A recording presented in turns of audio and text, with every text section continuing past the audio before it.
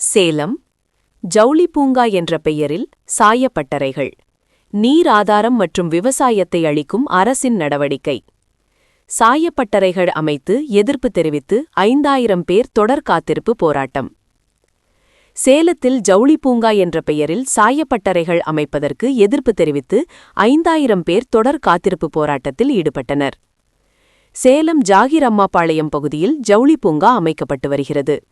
அதில் 60 சாயப்பட்டறைகள் 30 சலவைப்பட்டறைகள் அமைக்க நடவடிக்கை மேற்கொள்ளப்பட்டு வருகிறது. ஜவுளி பூங்கா என்ற பெயரில் சாயப்பட்டறைகள் மற்றும் சலவைப்பட்டறைகள் அமைப்பதால் 40க்கும் மேற்பட்ட கிராம மக்களின் நீர் ஆதாரம் மற்றும் விவசாயம் முற்றிலும் அழிக்கப்படும் என்ற அச்சம் எழுந்துள்ளது.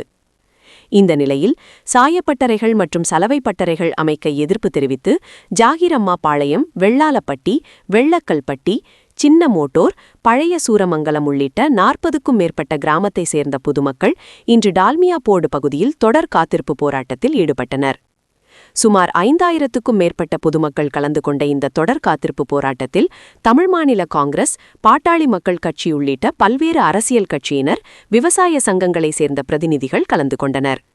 போராட்டத்தில் பேசிய பொதுமக்கள் உடனடியாக மாவட்ட ஆட்சியர் போராட்டம் நடைபெறும் இடத்திற்கு வருகை தந்து சாயப்பட்டறைகள் மற்றும் சலவைப்பட்டறைகள் அமைக்கப்படாது என்று உறுதி தர வேண்டும், இல்லையென்றால் எங்களுடைய காத்திருப்பு போராட்டம் தொடர்ந்து நடைபெறும் என்று தெரிவித்தனர்.